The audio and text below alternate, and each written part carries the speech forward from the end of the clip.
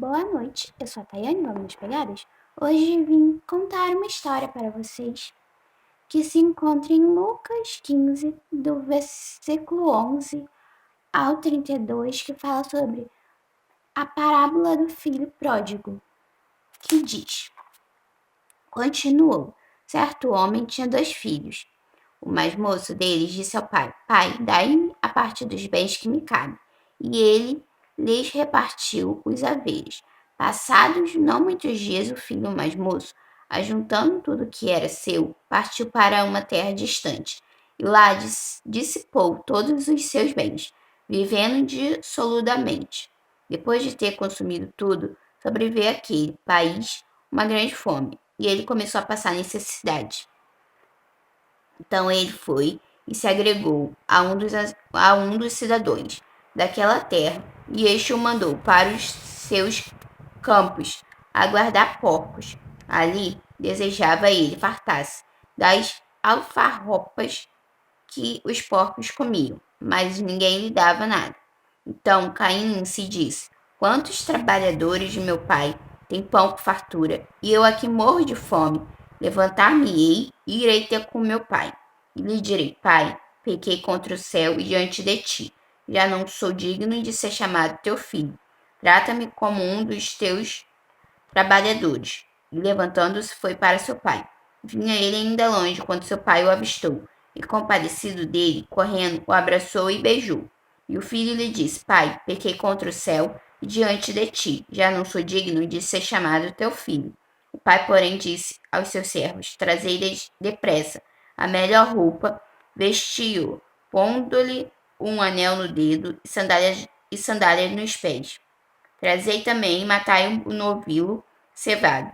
Comamos e regozijemo-nos, porque este meu filho estava morto e reviveu, estava perdido e foi achado. Começaram a regozijar-se.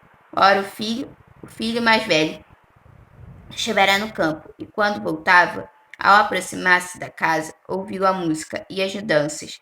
Chamou um dos criadores e perguntou-lhe que era aquilo. E ele informou: Veio teu irmão, e teu pai mandou matá-lo no novilho cevado, porque o recuperou com saúde. Ele se indignou e não queria entrar. Saindo, porém, o pai procurava conciliá-lo. Mas ele respondeu a seu pai: Há tantos anos que te sirvo sem jamais transgredir uma ordem tua, e nunca me deste um cabrito, sequer para alegrar-me com os meus amigos. Vindo, porém, esse teu filho, que desperdiçou os teus bens com meretrizes, tu mandaste matar para ele um novilho cevado. Então lhe respondeu o pai: Meu filho, tu sempre estás comigo, tudo que é meu é teu. Entretanto, era preciso que nos regozijássemos e nos alegrássemos, porque esse teu irmão estava morto e reviveu, estava perdido e foi achado. Certo homem tinha 2 filhos. Esta parábola tem sido intitulada a parábola do filho pródigo.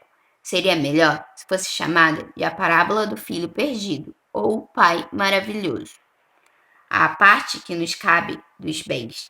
Um herdeiro tinha o direito de reclamar a sua parte de uma propriedade quando seu pai ainda estava vivo, se assim o quisesse. O filho mais velho podia reclamar 2 terços. Os outros filhos dividiriam entre si o restante bens, literalmente sua vida, uma vez que a sua propriedade era a fonte de sua subsistência. Uma terra distante.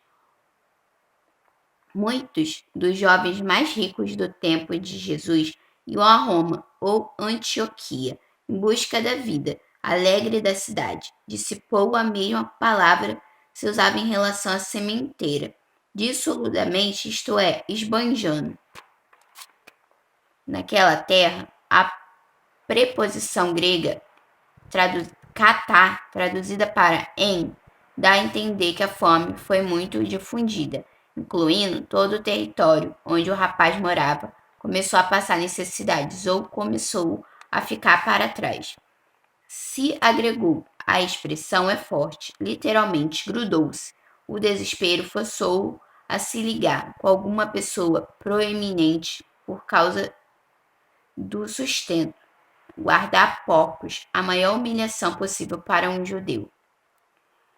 alfarropas. As vagens de alfarropeira que foram comidas por João Batista eram vagens compridas, de paladar doce e constituíam frequentemente parte da alimentação das pessoas pobres. Dava, o verbo dar a entender, um costume ou processo, ninguém lhe costumava dar alguma coisa. Trabalhadores. Os servos pagos nos tempos bíblicos tinham a vida mais difícil do que os escravos, porque o seu emprego era incerto, enquanto que os escravos podiam estar certos do alimento e abrigo.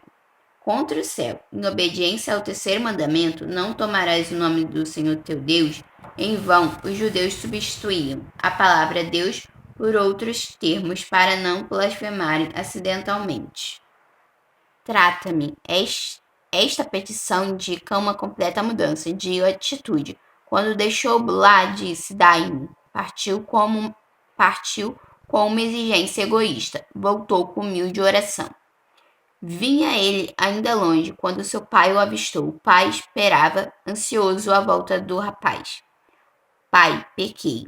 O rapaz nunca terminou o discurso que tinha preparado. Tudo que o pai queria era a confissão. A melhor roupa, o melhor vestido estava reservado para um convidado de honra. Um anel era sinal da posição de filho, a qual ele tinha perdido quando desertou do círculo familiar. O novilo cevado, um animal, costumava ficar preparado para uma ocasião especial para que hóspedes de honra pudessem ser rapidamente servidos. Regozijemo-nos da ideia de uma festa. A música e as danças eram provavelmente fornecidas por artistas pagos. A volta do filho mais moço foi a causa dessa grande celebração. Ele se indignou. A reação do filho mais velho foi de ciúme e aborrecimento. Ficou amargurado com aquilo que considerava uma injustiça. Há tantos anos que te sirvo, uma tradução moderna seria: veja só, eu tenho trabalhado como um escravo todos estes anos. A linguagem dá a entender que o jovem estava cheio de justiça própria, autopiedade e um alinhamento íntimo aos sentimentos de seu pai, comparável ao anterior afastamento do filho mais moço do seio da família. Um cabrito seria nada comparado com um bezerro cevado. O filho acusava o pai de lhe passar o conto do vigário, enquanto era extravagantemente pródigo em favores com o seu irmão. Esse teu filho, o irmão mais velho, estava sendo insolente e pronto a pensar o pior em relação ao irmão mais jovem. Foi achado, por meio desta parábola, como também através das precedentes, Jesus mostrou a atitude de Deus para com os pecadores. Ele não aprova de maneira nenhuma sua atitude de rebeldia, nem suas atitudes irás, mas recebe-os de volta com alegria e os restaura no seu favor quando são arrependidos. Que Deus possa estar falando no seu coração grandemente através dessa palavra. Fique com Deus e até a próxima com mais um vídeo no canal.